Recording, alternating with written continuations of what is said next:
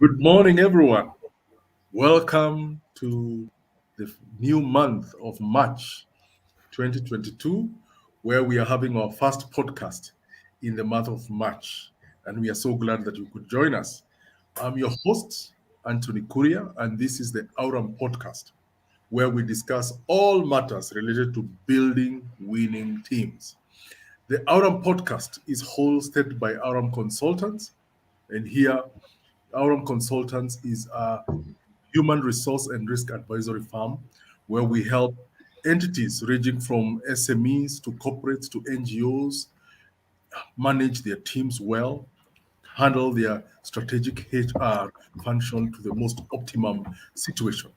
Now, with me is my co-host, our Aurum in-house head HR consultant, Zipporah Kuria. Welcome, Zippy. Thank you, Anthony. Good morning, viewers. Yes, and with us is our very reliable, and as I keep saying, a consultant needs a consultant, as it were, a specialist out there. And with us is our regular HR specialist, Madam Martha Thuku, who is joining with us again for this month. Martha, karibu sana. Thank you, Tony, and good morning, viewers. Karibu sana. Right. It's important to note that Martha has a job that she does, and from time to time she likes letting people exactly what she does. I don't know whether that will be you're comfortable sharing what you do Yes. from Monday to Friday. Yes, because I'm passionate about people and I like informing people where there are good things that can benefit people. So I work with LVCT Health. Uh, and in LVCT Health, we do various things. We are champions of many things. And one of the things we are champions for is matters mental health and gender-based violence. And so we offer services to people who are needy of any mental health counseling, gender violence counseling. We are champions in this. We are the lead in the country. And so if there's any employer watching, you don't have to suffer with your staff not knowing what to do with them if they are manifesting matters mental health or individuals, and you will never know that you are suffering mental health until you talk to a customer, a counselor, and then you realize actually you needed even this session. So you're welcome to LVCT Health, and you will be sorted on these matters. And you can reach me through Aurum Podcast, or you can go to our website, lvcthealth.org, and you will find all the information you need there. You'll find the contacts. And when you contact us, we will be very quick to assist you. Thank you so much, Tony, for the opportunity. Thank you, Martha. Thank you for that. Yes, it's important for people to know who we invite and what we do here. Now, as I said, this is a fresh month, and we always discuss new topics every time we are beginning a month in this podcast. And last month we talked about contracts regarding people. How do employers and employees handle contracts, and what are the various nuances that come through with contracts. And we even brought a legal expert to come in and advise, especially employers, entrepreneurs, and business people, and even employees, if you're employed, on knowing your rights and obligations and where the buck stops, and also explaining how to avoid unnecessary litigation by just doing what needs to be done. Now, this month, we want to discuss employee experience. We want to talk a lot about employee experience from the time they enter your company to the time they exit your company. Either they are exiting because they are looking for greener pastures, or God forbid, they're exiting because of disciplinary issues. And as I said, we are discussing employee experience. And today, within employee experience, we want to discuss attracting and hiring. in attracting and hiring, how do you improve the candidate experience? You know, Martha and Zippy, me speaking on behalf of the many people who are not HR experts, you will notice if you have gone for various interviews, company A differs from company B from the way the moment you enter into that place. First of all, the way they get in touch with you, then the moment you're invited for an interview, when you walk in into their offices, how you are handled, what the protocols that follow there. If you enter into the interview room, how it is done. Two, the time you are now told you're successful, now here are your papers, ABCD. That process can differ from company to company. There are places where by the time you're finishing the interview, you're wondering, okay, am I sure that this is where I want to work? And there are other places you go in and you're thinking, son, I want to work here. Oh, my prayers have been answered. Now, the difference, and that's what we will discuss today, the difference between that experience when you're entering, when you're wondering, I thought this is a big, you know, just a company, and to another, where you're thinking, the Lord has answered my prayers. I have come to the best place ever. There is a difference between those two places, those two experiences, and that is what we want to discuss. And as we were saying, when out there when we were preparing for this podcast, we're saying employee experience begins with the first interaction and communication with your organization. It is through the application, screening, and interview process, as well as the hiring process, that candidates get a first impression of your organization. And as we continue discussing, kindly, if you have, we are live on Facebook, we are live on Zoom. I mean, we are live on Facebook and on YouTube. So kindly post in your comments. If you have questions, if you have comments, kindly bring them in. We would love to hear what experience did you go through? Where is the best place that you ever joined? Or if you are a HR expert, kindly give us suggestions and ideas how you can go through all this. Now, Zippy, the first question that comes to my head is, somebody will wonder, okay, you're talking about employee experience. Hiyo inakaa ni kizungu kubwa sana. You guys, professionals everywhere, professionals just like using complicated language.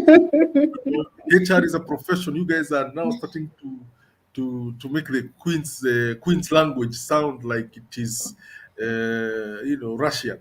So, Zippy, what is employee experience and why does it matter? Thank you, Anthony. And I think that's a good preamble of what you're talking about today. And when you're looking at experiences in any relationship, in any community, when you're interacting with people, the experiences you're going to have. And these experiences, would start from the small things to the major things. And when it comes to the workplace, like you said, we get to interact with people, we get to experience the different workplaces we are working. So just to bring us to focus and just understand what employee experience, and like you're saying, it looks like a big word, but to bring it to a place where we can understand what this is, it's basically the relationship the organization creates for its employees. How do we interact with each other when we're working together? How do we interact with each other, when we meet at the workplace, or when I'm getting to interact with you at the place where, I've just applied for a job, and those start to become experiences that people start having when they're interacting with the organization. It also is, a sum of the many other things that happen, the processes you have, the systems that you have, how we talk to people, how we communicate to people. The sum of it all end up becoming the experience the employee has.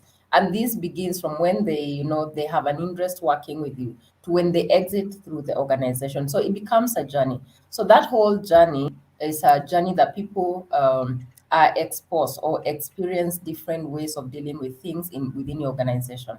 And that is what I would say in a nutshell is the employee experience. Oh, wow, wow. Thank you for that. Thank you for that, Zippy. Martha, from your perspective, how would you say employee experience is, and probably why does it matter? Okay, so I think Zippy has nailed it, explained it well.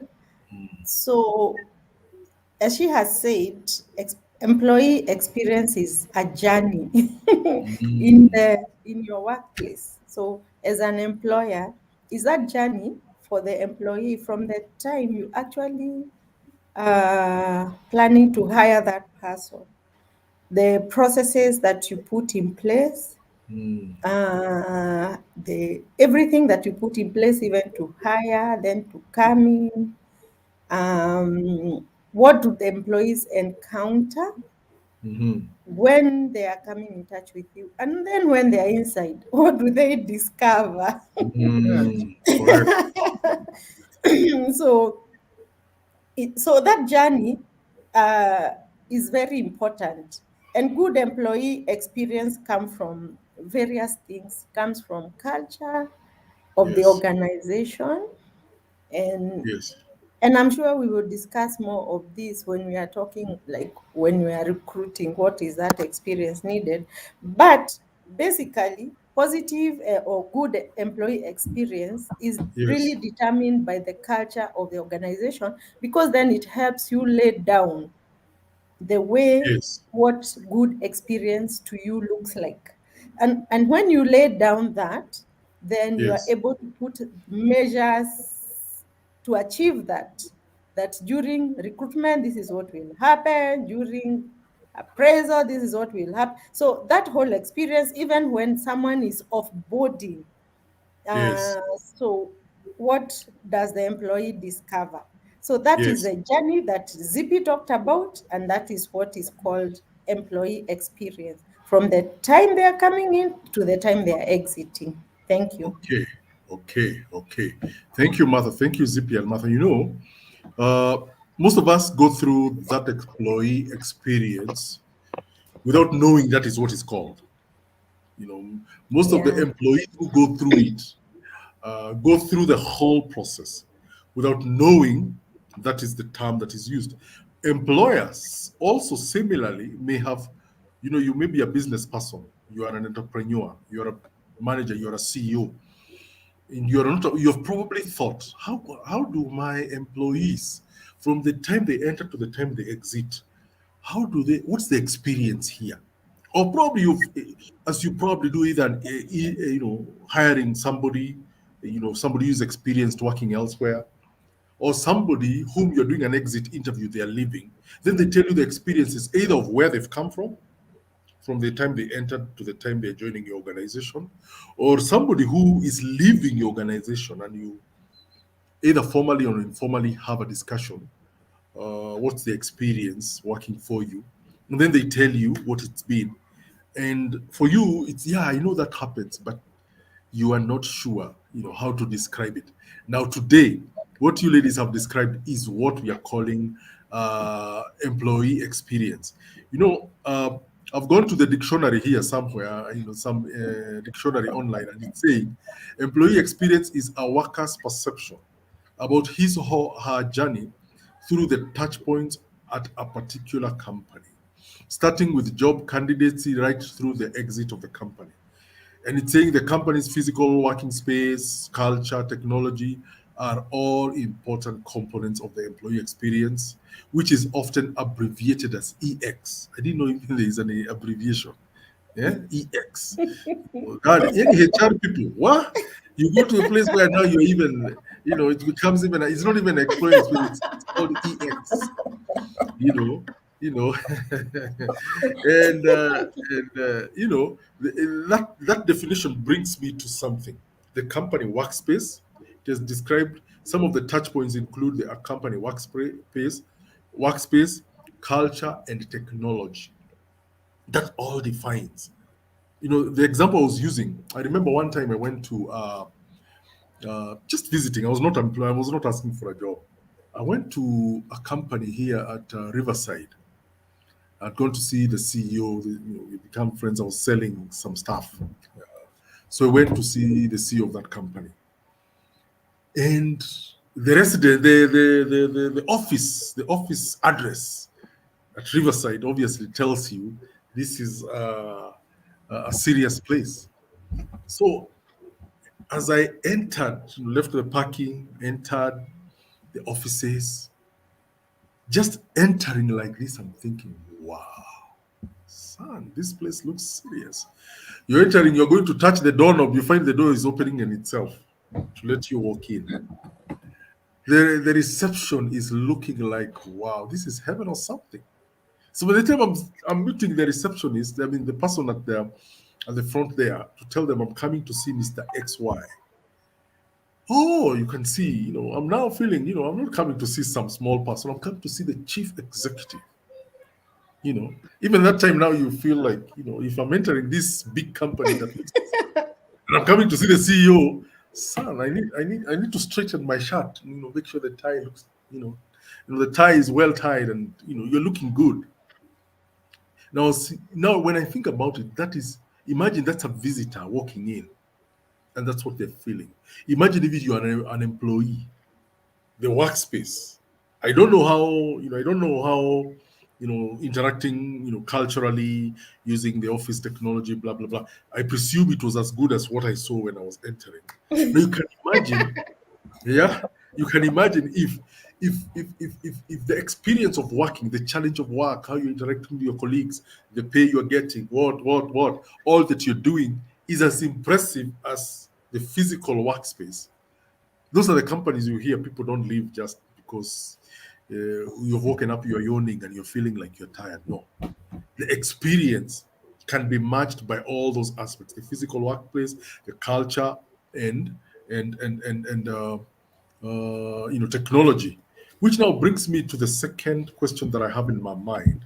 Anthony, before you go to the second question, just thinking Sure. about what you've just said and Mhm. the dictionary definition, and Yes. it's interesting. Yes. Like I was saying, it's a relationship that the organization creates. And when I look Yes. at this relationship, I think there are three things that will sum up it all. And one of them is the procedural employee experience. And this is Mm. when we are looking at processes, we are looking at systems, we are looking at, technology. This is a procedural one. There are procedures in place. But there's Mhm. also what we call like a textural employee experience or an employee or Yes. EX, like you've called it. And this is again the environment the company creates and the experiences that provides. Okay. Yes. Then there's another one that is very interesting, and this is the emotional employee experience. Now, Mm. this concerns employees concerns employees and how they think about the organization, how they interact with their peers, how they interact with their bosses.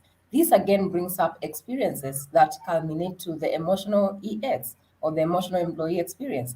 So Mm. again, when you're looking at this issue, there's a lot of pieces of the puzzle that we have to make sure we place them in the right places if we're going to give a good employee experience to our employees.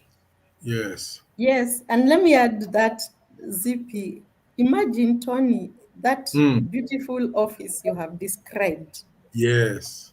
And you were, let's say you had been given a job there, and you're Mm. entering through the doors and you're thinking, wow, I've come to the right place. And Mm. then the reception is good, the environment is good. Then you are assigned a manager. Uh-huh. Uh-huh. Uh-huh. And then now the experience now kind of changes to something different from what you saw from the door. Because Okay. then, from where I see it, Mm. the employee experience, and let me use the word positive, any employee experience is defined by the culture of the organization. All And right. this culture is led from the top. Yes. So if you have an outstanding top who likes good things, designs good things, Yes. but they are not able to sell the vision nicely to the Mm. managers who are managing people. So Yes. you may have all these things that you want to do, but you're not the Yes. one who is doing the day to day with the people. Okay. So in this discussion, we need to understand also there is a Yes. place for the manager's role in Hmm. this experience thing, because then, as we have said, Yes. it's what the employee encounters when they are coming in, and when they come in, what they discover. Yes. Because can you imagine, as HR, we normally employ staff, Yes. and then a month down the line, a staff can come to you and tell you, you know, when you are recruiting me, you didn't tell me these things. If I knew this, I would not Yes. have taken this job. Yes. So you could have very charismatic HR people who are engaging, doing all the right things. Hmm. But down there, what the employee encounters is not what you sold. Uh-huh. Yes. Yes. The experience changes, irrespective of how the buildings are looking fabulous, irrespective of how the receptionist has welcomed you. Yes. It's Yes. now when the rubber meets the road. What is that Yes. experience? And Yes. That is true. yeah, and so that is what is employee experience is what you encounter when you are being hired, and then what you discover when you are inside. If you Yes. have resigned another job, you are thinking, gosh, I wish I stayed where I was. Okay. Yeah, that's what I wanted to add to that.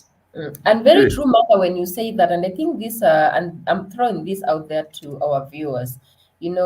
We need to ask ourselves a question of what kind of experiences do we want to create to people for people who come to our organization? Because, like Mana said, as an HR, you recruit this person. There, what it takes. Of course, when you're recruiting, you're also selling the company because you have to let the person coming in know why should they really work for you. There are many other organizations they can work in, and you sell the organization very well, but down the line, the experiences that they get to have are not as good. So the question becomes, then what do we need to do to make sure we give the best experiences as an organization? Okay. Okay. Okay. I like that. I like the way we are going because I like the fact that Martha, you've brought the impression. Okay, I've entered into that place. I've thought, son, I've come working for an A-listed company. The HR interviewed me well. The physical workspace is awesome. Place looks good. The job description looks challenging, exciting. The paycheck will take me to the next level. But the rubber meets the road when I'm dealing with my boss, dealing with culture. How do I adopt the culture? How do I run with it? So if that, and we will bring that discussion as we continue talking, as we continue with that discussion, as we continue having this discussion, we will discover in the course of this month what does it take internally to enable uh, you attract and retain the top talent through a positive work experience. That's something. Thank you, Mother, for bringing that. But to our viewers, we will. That's why I want you to get engaged. Kindly get engaged with us every Saturday morning, because this month, when we talk about employee experience from an employer and employee perspective, we will discuss both ways and give employers uh, the necessary tools to understand that your culture is very critical. In addition to sprucing up your workplace, your physical workspace, using technology and all those kind of things. Now, the next question that comes to my head, which I wanted to ask before ZP gave us, more thorough information on the same, is that how does employee experience affect the overall business productivity? Let me go to Zippy. Yeah, I can see she's holding her chin like somebody who is about to unleash great things. Zippy, yeah, Wow. think about it. Employee experience. How does that affect overall business productivity? Because at the end of the day, our audience, who are business people, who are even employees who want to improve their own productivity, they would want to understand, how does that experience improve business productivity going forward? So again, Anthony, just to build up on what we've been talking about, these experiences that we get as employees, Yes. we don't keep them to ourselves. We discuss them with our friends. We discuss them with our peers. It becomes, something that we talk about. So I don't get to have an experience and I keep quiet. More often than not, I will actually end up discussing these experiences with others within the organization. And what happens when you find employees discussing their experiences, they start forming perceptions. And these Yes. perceptions, sometimes you start finding they become like almost is the way we do things is common Yes. perceptions. And Yes. sometimes the perceptions might not be true. But unfortunately, these perceptions are formed, and employees Yes. are talking about your organization based on the perception they already have, and this is based on the experience that they've had. Mother talked about you bring someone down the line because maybe they've interacted with a certain manager, they end up having a very bad experience. That bad experience is shared with another employee and another and another. So what happens? They start forming perceptions about the organization. And what happens? When we have these perceptions, it affects our productivity, and depending on the experience, the effect can either be positive or it can be negative. Now, if the experiences are good, more likely than not, your employees are going to be more engaged. They are going to, to be productive. They are going to deliver what they're supposed to be delivering. It's not going to be an issue of you have to keep on following them up to get the work done. They'll be motivated to get the work done because they're having good experiences. They are wanting to work with this organization. Now, on the flip side, if the experiences are bad, what happens? Of course, you start finding this very high turnover. And when I'm Mm. talking about high turnover, I like looking at the talent, the good talent you have, because you can Mm. have a high turnover, but these are people you rather they go, Yeah. because they are either not productive or they are, True. it's true. I mean, fortunately or unfortunately, it's true. There are people you'll Mm. find in the organization, and you're thinking, I would pray this person out of this organization because maybe I don't want to exit them, but they are not being productive, or they are not contributing towards the overall objective of the business. But now, when we are Yes. talking about high turnover of good talent, that becomes very expensive for the organization. Imagine Yes. you have a senior employee or someone who has good technical ability. Yes. You invested in them as a business, because for them to have worked for you for a year or two, there must be some investment you have made. Then they end up Yes. exiting because of the experiences they are having. Okay. Mm. So of course that affects your business. The cost, and this is what we're going to talk about as we go along, the cost of recruiting and replacing this person becomes very expensive. So what happens? Mm. It affects the bottom line. You will find issues of absenteeism. Where Yes. employees will absent themselves, they will give you all manner of excuses. I was sick, or I lost someone, all manner of things. Why? Because they would rather be somewhere else than be there every day, and they're having to Mm. choose so much stress, and they're feeling, Yes. I am not so sure this is the environment I want to work in. We've had Mm. people talk about toxic work environments. What creates that? It's Mm. experiences we create for people we are working with. It's the Yes. things we do within an organization that ends up creating such kind of environment. So you can look at it from both positive and a negative aspect. And if Mm-hmm. I were a business person, I would want to do whatever it takes to make sure I'm creating positive experiences for people who are coming to work for us. Ah, wow. Martha, what's your take on the positive on issues regarding employee experience vis-a-vis the overall business productivity? Yes, thanks, Tony. And I like ZP how she has brought it out very clearly. You Yes. know what I can say is, you know, employee experience really is important, and it can make or break an organization, the Mm. reputation of the organization. What are people saying out there? Yes. So, for this, my contribution would be an encouraging employers that active, it should positive employee and experience must be active, and it has to be deliberate from the Yes. top.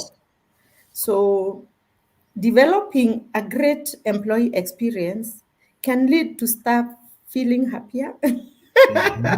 That's true. feeling motivated. In a nutshell, and coming to Yeah. the basics, the staff feels motivated. Imagine a motivated employee, it means more productivity. Sure. And what does more productivity mean? It means impact for you as an Mm. organization. And Yes. and so On the flip side, it is the end result is impact. And now, what is this impact? It can Mm, deter or mess your name, the organization name. What are mm, people saying out saying there? Imagine you're a sales, you sell products, and people are talking negatively outside there because of what the employee has experienced.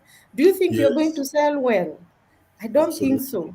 So Mm, it is important to be deliberate in ensuring in every area, like we have said, it's a journey from recruitment, from onboarding, from to even performance management, mm, all those things.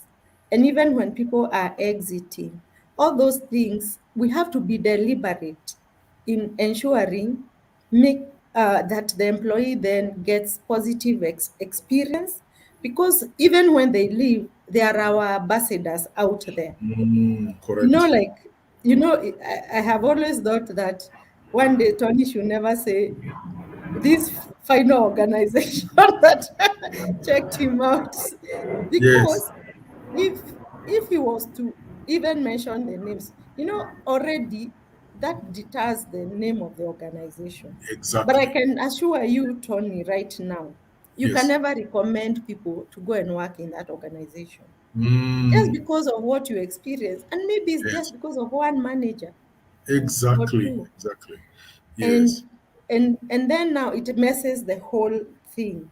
So Mm, for productivity sake, for the name of the organization, even for your staff to be happy and to want to stay, then yes. it is important to actively and deliberate develop great employee experience, because the Mm, flip side then, it's gonna be, it can be costly to you and your yes. organization. Yeah, thank you. Wow, wow, wow, Martha. Those are very important points. Can see our time is really going, and yet there is the gist that I wanted to bring here, which as Aurum consultants, many times we see this happening many times. As as HR consultants, we see this happening a lot of times. And it is what, and Martha, I'm sure you've gone through this. All of us, anyone who has ever either employed people or had gone for an interview to be employed, it is something that we have seen it all the times. And this is my final question. In recruitment, how do we improve the candidate's experience? Martha, you are a HR, you are a HR, you are a, what do they call a CHRO, Chief Human Resource Officer. You are there. That's your Yeah. title. Yes. You're the CHRO of LBCT Health. Out there, people who are listening to us, there are also many other CHROs, even of big organizations employed working there. Then we have managers who you have as Martha, you are reporting to the CEO, whoever it is that you're reporting to, and they are probably wondering, and these are questions that I want of all of us to listen carefully. In recruitment, how do we improve that experience? Zibi, I know this is deep, but give us a minute or two from your experience as a consultant. How do we improve that experience? Because it is at the entry, because first impressions matter.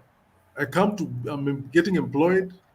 I'm looking for a job. I've been called for an interview, and I walk in, and I'm wondering, okay, what? I know I have gone to places. I've been invited for an interview. I look at the place and I'm thinking, how long will I take here before I go? And there are places I've gone for, and I'm thinking, son, this is not bad. Let me, as others, those who are ahead of me as they are being interviewed, let me take in the experience. So, from your perspective, Zippy, and Martha, I'll come to you. How do you differentiate between that? How do you make it improve that experience so that when you're attracting that talented individual, they want to, they desire to come in and work for you? Thank you, Anthony. No, this is Martha's butter and bread, and I was hoping you're throwing this to her. We can go But back, we can go to her. but just to give a bit of an overview with Mm, recruitment, mm, there's this perception we tend to have, especially when we advertise for positions and people are looking for jobs. Mm-hmm. Um, Sometimes we tend to look at it from a one-sided perspective where we are thinking the people applying are the ones who are desperate for jobs. So you know Mm. what? We can treat them the way we want. We can do the True. what we want, but we also forget what we are talking about here today. It's the experiences we are creating, and I know Yes. this is one of the taxing jobs for HR professionals. It's very Mm. time consuming. It's very energy draining, but at the end of the day, if we are going to create good experiences, if we are going to attract candidates who will want to work for us, then we Mm. just have to choose to do it right. So, where do we start? And Mother can help me with this. We start by making sure we have a clear job profile. What are we looking for? Are Mm. we internally, have we analyzed, do we really need this position in the first place? Because sometimes we also recruit people, they come in and we realize, oh, we are overstaffed. So all of a sudden, you need to get people out. And what happens? We say first, last in, first out. So this Mm. person who has just had an experience of, wow, I got a job, all of a sudden, they are being exited. Already, you have created a very bad experience for this person. So it's important for us to start from a place of we need to analyze internally and be sure we need to fill this position. Now, if we need to fill this position, we need to have a very clear job profile or job description. What are they coming to do? Who are they going to report to? You know, what exactly is needed for them to be able to deliver what they're coming to do. So once we have Yes. that clear, then of course we move now to say we need to look for, the right candidate. How do we do that? Sometimes we are also very quick to go out and look from outside. Have we looked internally to see, do we have someone who is able to fit into this position? Perhaps it's actually a promotion, how are Mm. our policies? How are we making sure people internally are growing and we are improving their experiences internally? So we need to have that. See, do we need to recruit internally? Do we need to recruit from outside? If we need to recruit from outside, then what channels are we going to use? Now, we got through all this process and get to the place of people are applying for the jobs. So what happens if they apply? How do we Yes. go back and give them feedback? Again, remember what I've said. This is a very energy draining exercise. It takes a lot of Yes. time. It takes a lot of resources. Sometimes you advertise for a position and you get 1,000 applicants. So sometimes it might not be practically possible for you to go back to everyone.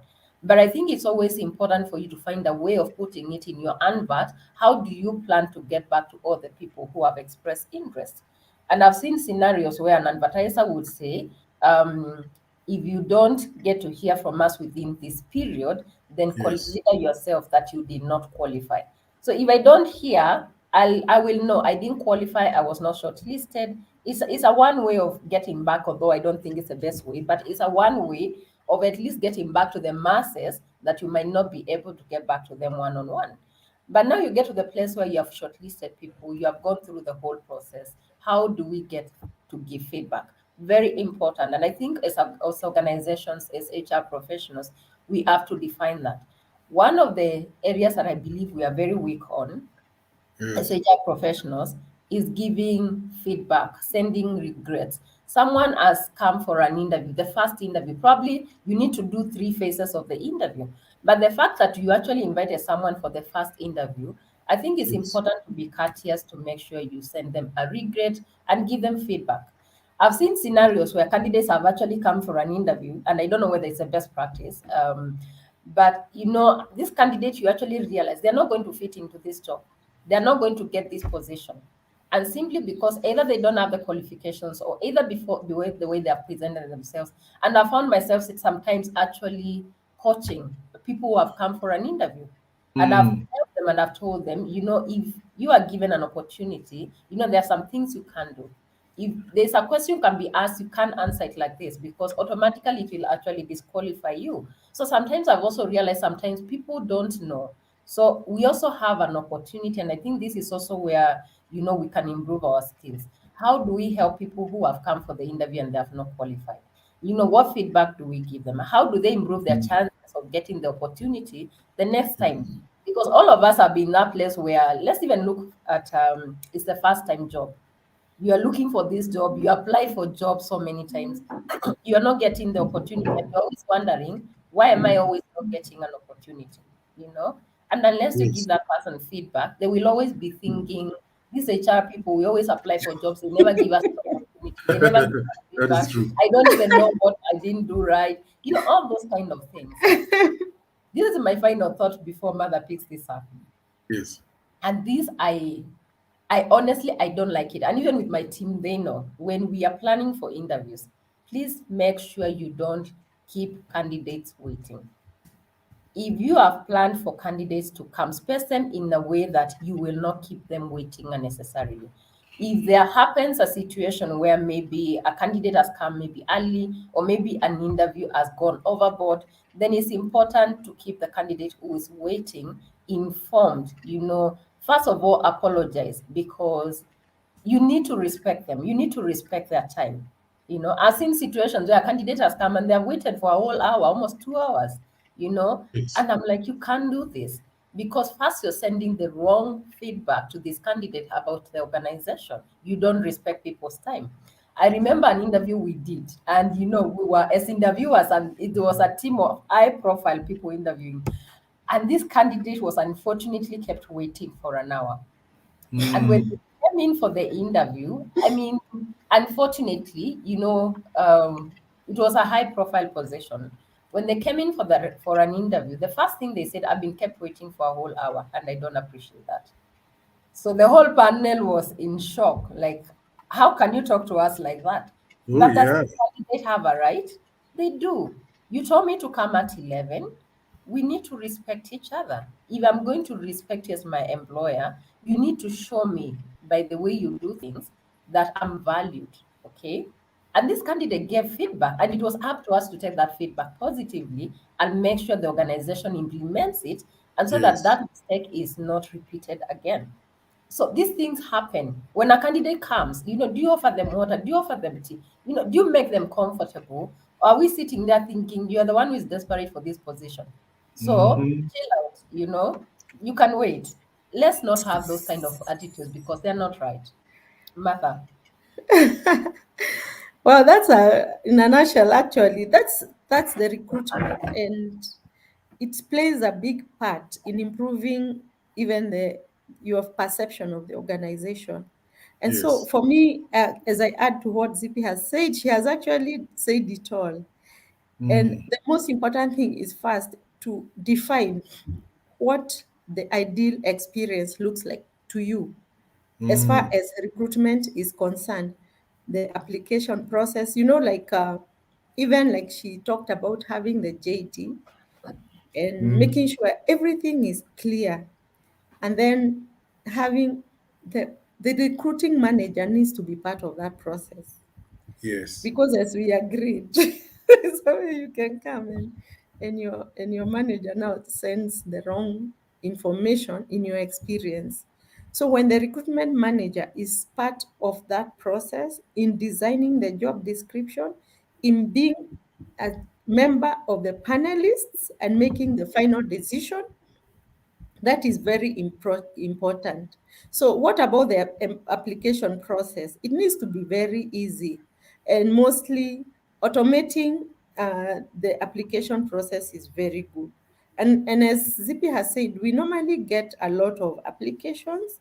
So, if our systems could be able to sieve, be able to shortlist for us and give feedback to those people, that's the ideal situation. And mostly what we do, if we don't or we can't afford such systems, then we put it in our advert. Only shortlisted candidates will be contacted, because Yes. then, Tony, you'll find about a position like you'll find a position has 500 applicants, 1,000. Yes. So even Yes. getting back to all those people is so, if you can afford automation where those people will get feedback, someone feels very nice, even if it's a regret. You feel very nice. And now, what about the interview, the calling of the candidate, the room that you're going? Tony, there is something Yes. in HR called psychological contract. And what Mm. employers don't know, this is more important to employees than the JD. Those small things that you do in an organization Yes. that make the employee happy. Those are the Yes. things they talk about. They don't talk about your big JD. They don't talk about your big HR strategy. Yeah. They talk about the day-to-day small experiences, like, oh, how was I welcome in that interview? How was Mm, I called? Oh, when yes. I entered, did I find, like, I had an experience one time where this was a bad practice. Hmm. The candidate who was inside took long. So the next candidate who was supposed to be in, and then there was a third, who are these kind of candidates who come an hour earlier. Mm. So when they came, they met in the waiting room. They met this other candidate who was there, who was there. This new candidate, this other candidate was their direct report. So you Hmm. are in an interview waiting room with your manager. Mm. And at Oh, the end of that interview, the the line manager did not pass, but this other his direct report passed the interview. okay. And because they didn't know that, the direct report didn't know that his manager has applied for the position, so he had listed him as a referee. Ah, yeah, yeah, yeah. So you can imagine the reference check we got. Yeah, Hmm? So yeah. that waiting, if it's possible to have candidates not meet, Yes. it's very important. I Yeah. went for another interview, and and at the waiting area, I found my friends who had applied for the same job. So you should have found us there just chatting as we are waiting to be called in. Oh, wow. Oh, even you applied for this job. Oh, even you are here. Even you are here. Wow. So, so you find us even in the network asking, by the way, who got that job?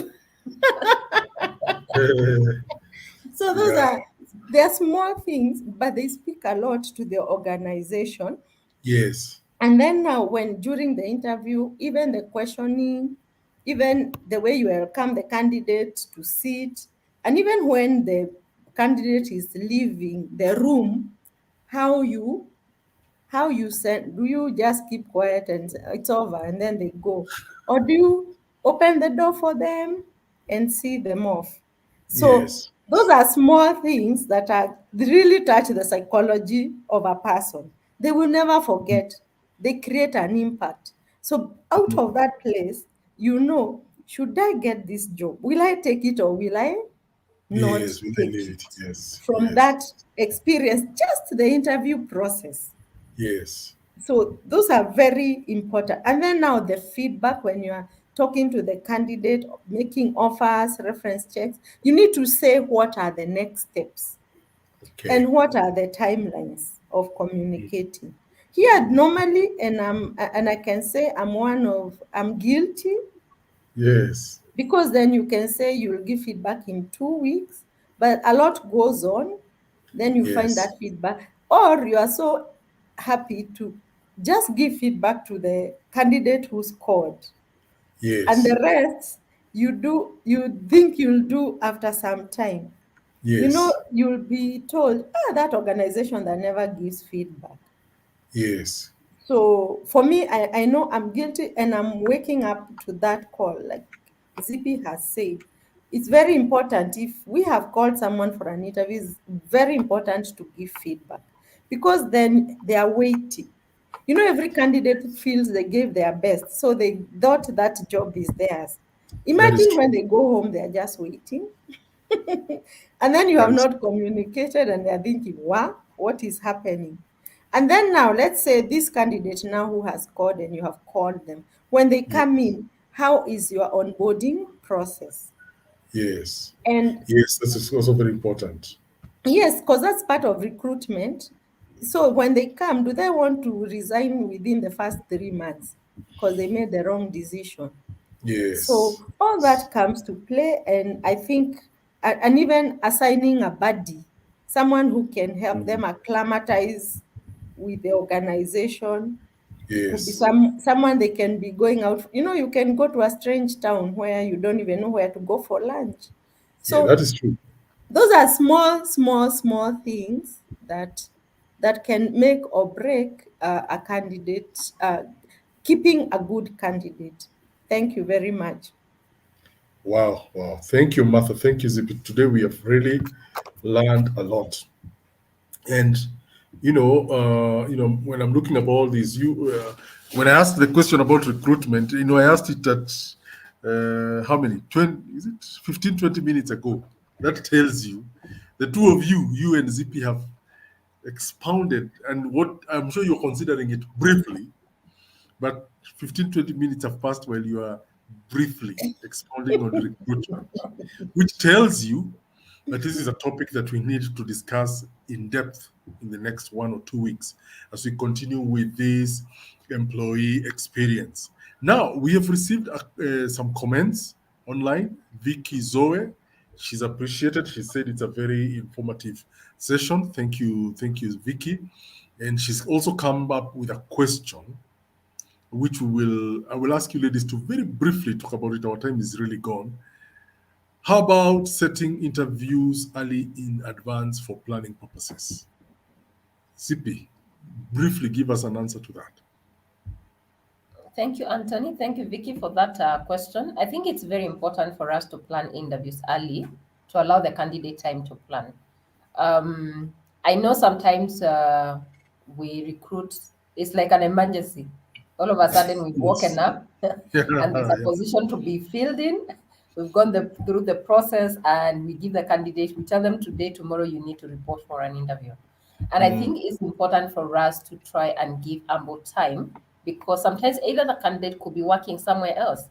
They could also, and especially if it's going to be a physical interview, they could also be out of town. There yes. could be a lot happening in their lives, and they need to plan so that they are available and they give humble time for the interview, give attention to the interview. Yes. So I think Yes. it's important, and just to respond to Vicky, I think it's important for us to give enough time for the candidate to plan. I'm not so sure what Vicky is looking for when we talk about time in advance, but at least it's important for us to give them time that we think is enough for them to prepare. Because we also don't want to ambush them. They need to be able to research about this organization. They need to be able to, you know, sort themselves out basically and be there for the.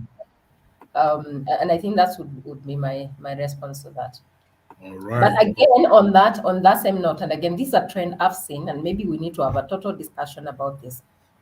I've also seen situations where candidates are shortlisted for an interview, given enough time to come for the interview, you confirm your availability. And for Yes. like for us, how we do is we confirm availability way before time, and at least a day before we reconfirm again. And I've seen those situations, and come the day for the interview, candidates don't show up for the interview. So I think also Mm, as we talk about the employer and how the employer needs to give employees good experience, it's also yes. important for people applying for jobs. If you are going to start applying for a position, then be serious about it. Don't waste the Yes. recruiter's time to apply for a position you have no intention of attending the interview. If you're not going to attend the interview for whatever reason, then be courteous Yes. enough to communicate. For instance, what happens when you behave like that with us, we actually blacklist you. So in the next time when we are running an advert, you try and apply for a similar position, then we'll not shortlist you.